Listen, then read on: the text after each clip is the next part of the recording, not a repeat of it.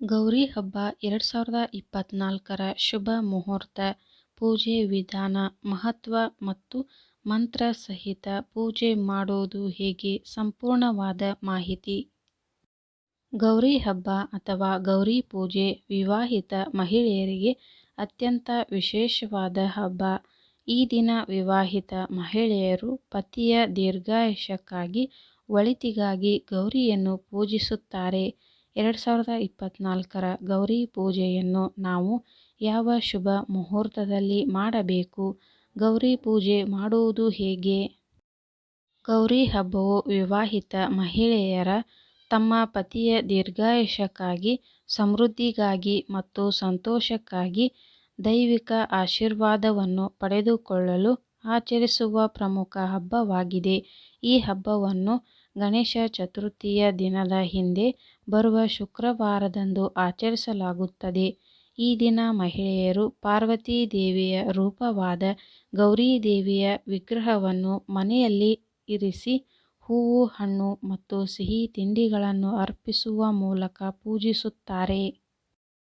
ಗೌರಿ ಪೂಜೆಯನ್ನು ಮಾಡುವುದರಿಂದ ಆಧ್ಯಾತ್ಮಿಕ ಬೆಳವಣಿಗೆಯಾಗುವುದು, ಪತಿ-ಪತ್ನಿ ನಡುವೆ ಸಾಮರಸ್ಯ ಹೆಚ್ಚಾಗುವುದು ಮತ್ತು ಕುಟುಂಬದಲ್ಲಿ ಸಾಮರಸ್ಯ ವೃದ್ಧಿಯಾಗುವುದು. ಸ್ವರ್ಣ ಗೌರಿ ವ್ರತದಂದು ಕರೆಯಲಾಗುವ ಗೌರಿ ಹಬ್ಬದ 2024ರ ಆಚರಣೆ ಹೇಗಿರುತ್ತದೆ ಎಂಬುದನ್ನು ಇಲ್ಲಿ ನೋಡೋಣ. ಗೌರಿ ಹಬ್ಬ ದಿನಾಂಕ ಮತ್ತು ಸಮಯ. ಗೌರಿ ಹಬ್ಬದ ದಿನಾಂಕ 2024ರ ಸೆಪ್ಟೆಂಬರ್ 6ರಂದು ಶುಕ್ರವಾರ. ಗೌರಿ ಹಬ್ಬದ ತಿಥಿ ಆರಂಭ ಸೆಪ್ಟೆಂಬರ್ 5ರಂದು ಗುರುವಾರ ಮಧ್ಯಾಹ್ನ 12:21. ಗೌರಿ ಹಬ್ಬದ ತಿಥಿ ಮುಕ್ತಾಯ ಸೆಪ್ಟೆಂಬರ್ 6ರಂದು ಶುಕ್ರವಾರ ಮಧ್ಯಾಹ್ನ 3:01ವರೆಗೆ. ಗೌರಿ ಪೂಜೆ ಮುಹೂರ್ತ ಸೆಪ್ಟೆಂಬರ್ 6ರಂದು ಮುಂಜಾನೆ 5:32ರಿಂದ ಬೆಳಗ್ಗೆ 8:01ರವರೆಗೆ. ಗೌರಿ ಪೂಜೆ ವಿಧಾನ. ಗೌರಿ ಪೂಜೆಗೆ ಸಂಬಂಧಿಸಿದ ಆಚರಣೆಗಳು ಹಿಂದೂ ಸಂಪ್ರದಾಯವನ್ನು ಮತ್ತು ಮಹತ್ವವನ್ನು ಒಳಗೊಂಡಿದೆ.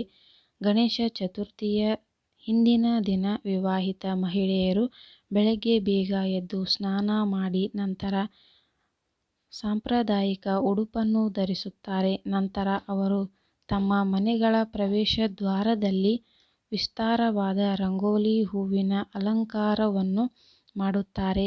ಇದು ಗೌರಿ ದೇವಿಯನ್ನು ಮನೆಗೆ ಸ್ವಾಗತಿಸುವ ಸಂಕೇತವಾಗಿದೆ.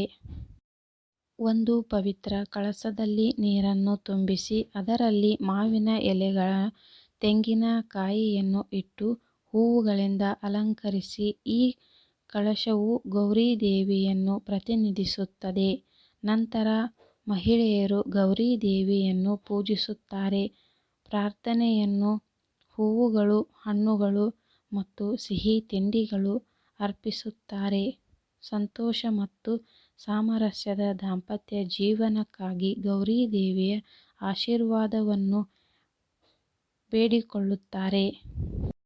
ಸ್ವರ್ಣ ಗೌರಿ ವ್ರತವು ಮಣಿಕಂಠಿನ ಮೇಲೆ ಗೌರಿ ಕಂಕಣಂ ಎಂದು ಕರೆಯಲ್ಪಡುವ ಪವಿತ್ರ ದಾರವನ್ನು ಕಟ್ಟುವುದನ್ನು ಒಳಗೊಂಡಿರುತ್ತದೆ. ಇದು ಅವರ ಪತಿಗೆ ಭಕ್ತಿ ಮತ್ತು ಬದ್ಧತೆಯನ್ನು ಸೂಚಿಸುತ್ತದೆ. ಸಂಜೆಯ ಸಮಯದಲ್ಲಿ ಸಾಂಪ್ರದಾಯಿಕ ಸಿಹಿ ತಿಂಡಿಗಳು ಮತ್ತು ಕೊಡುಗೆಗಳನ್ನು ಇಟ್ಟು ಪ್ರತಿಯೊಬ್ಬರಿಗೂ ಹಂಚಲಾಗುತ್ತದೆ.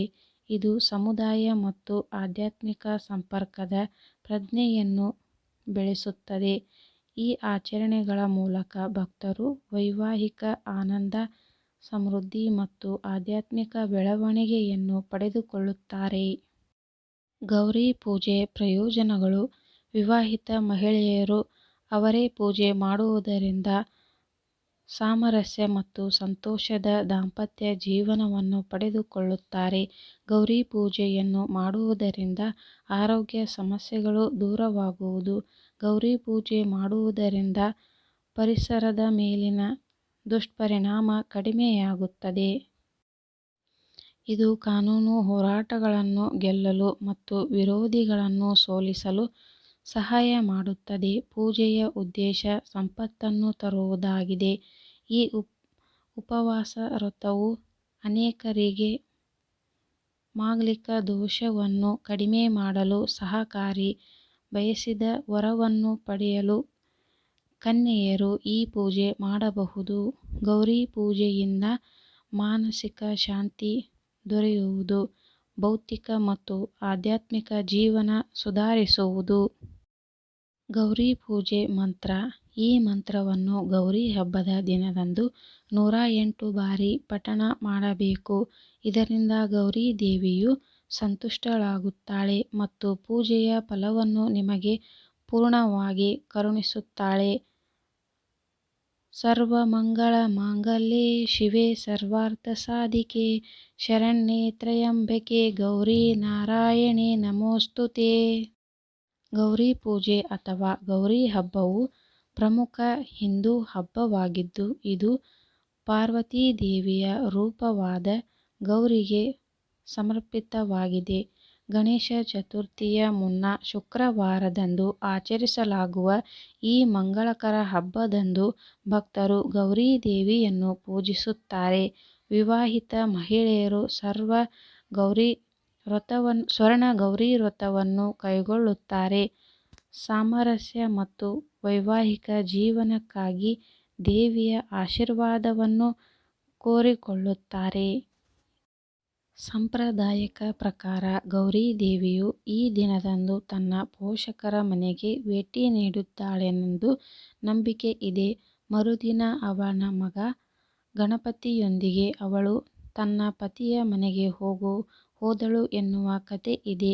ಹಾಗಾಗಿ ಮನೆಗಳಲ್ಲಿ ಮೊದಲು ಗೌರಿಯನ್ನು ಕೂರಿಸಿ ನಂತರ ಗಣೇಶನನ್ನು ಕೂರಿಸುವ ಸಂಪ್ರದಾಯವಿದೆ.